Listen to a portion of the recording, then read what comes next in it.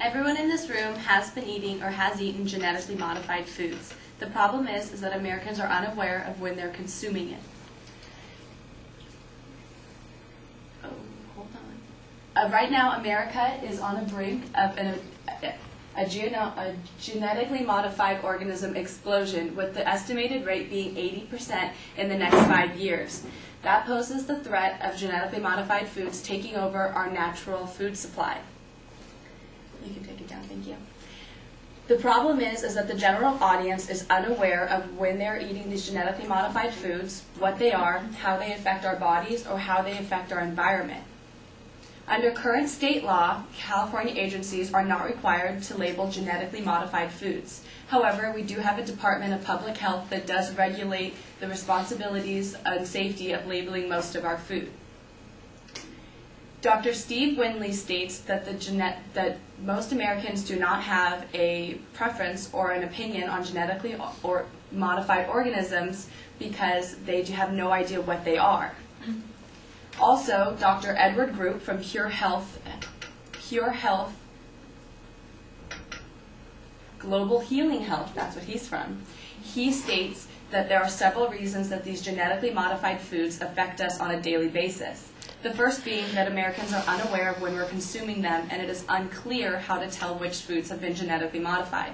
The second problem is that there are unknown effects of the dangers of the long-term effects of these genetically modified foods because they haven't been around quite long enough to know the long-term effects. And lastly, agrochemical companies and the government plan on charging GMO crop farmer fees to grow these genetically modified crops, which will affect our land and environment.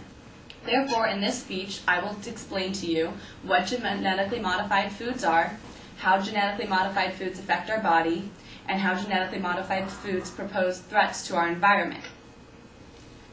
So what are genetically modified foods? A GM is a special set of technologies that alters the genetic makeup of an animal, plant, or bacteria. When you combine two genes from different organisms, you get the resulting organism has to be referred to as genetically engineered or genetically modified. Another term that is often associated with this is gene splicing. Recombinant DNA technology is the practice of changing the core genetic makeup of a plant, animal, or bacteria. This allows scientists to take any trait they wish and add it into an organism, or suppress a trait that they do not want present in the organism. The first time that gene splicing was evaluated by the FDA was the Flavor Saver tomato. The Flavor Saver tomato was the first tomato that was able to be transported as a ripe, firm tomato.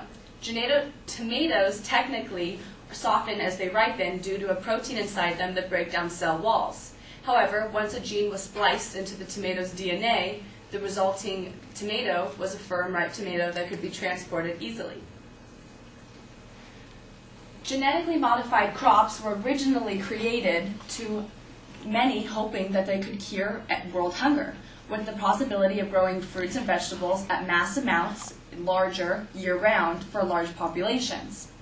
However, under recent research taken out by French scientists and researchers whose reviews was later reviewed and published in the Environmental Sciences of Europe, found that these genetically modified crops and organisms may not be as healthy as we originally thought.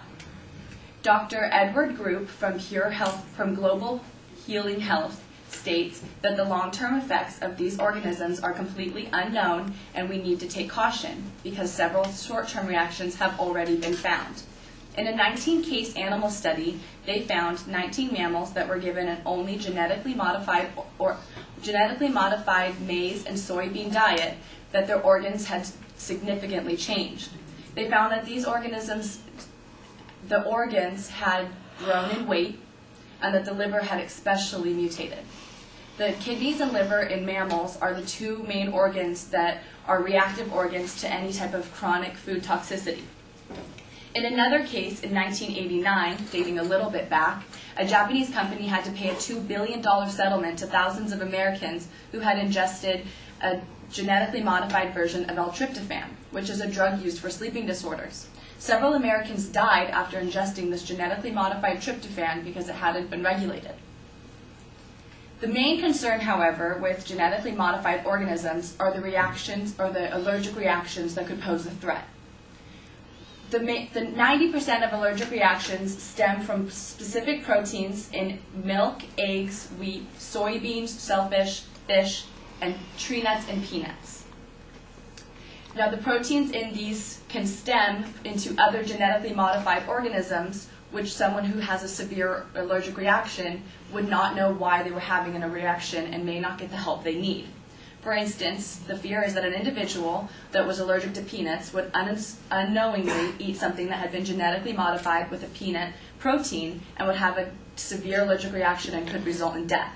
In 1996, many Americans were put in danger by gene splicing due to severe allergic reactions. Animal tests were conducted, and they found that Brazil nut or any gene splice from Brazil nuts or soybeans proved to be severely harmful and could result in death. However, the FDA has now been addressed with these problems and has put measures up to prevent any of these scenarios from reoccurring.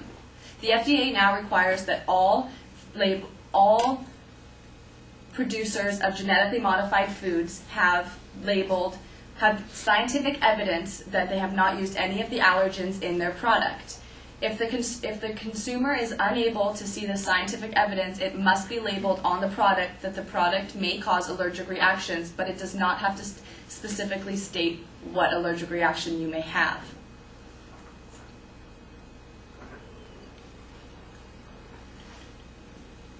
To date, there have been no extreme environmental effects due to genetically modified crops. However, there have been many animal and plant changes in population, but there's not enough evidence directly connecting it to genetically modified crops, so it's not getting the attention they need.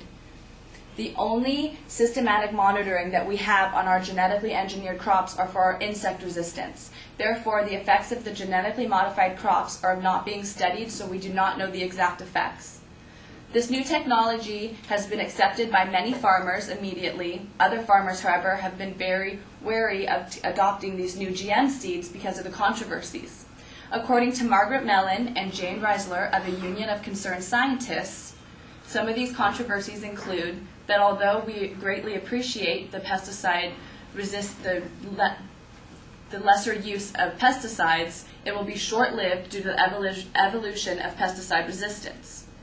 Another worry is that genetically modified crops have the opportunity to send these new genes they have into wild plants.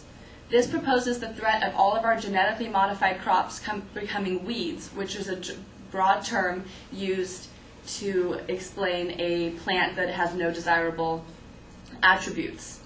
Another problem is that there are genetically modified crops that produce viruses. If these crops are not maintained properly, they can spread and become more widely spreadable or more harmful to humans. The biggest problem is that the consumers are buying plants that may have been consumers can buy plants and organisms that have been eaten by these other genetically modified foods. Therefore, at some point in the food chain, the humans will get a plant possibly that has been ingested by another animal that was made to create toxic substances.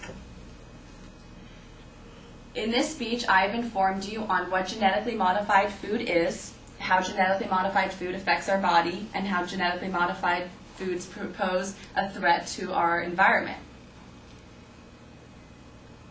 I hope that everyone here will be able to learn something and be able to go out and vote and make a more informed decision on what now that you know what genetically modified foods are. Although we are unaware of the exact long-term effects of the environment and our bodies, let's not let history repeat itself and learn more before we keep consuming them or before the severe causes can't be mended. Thank you.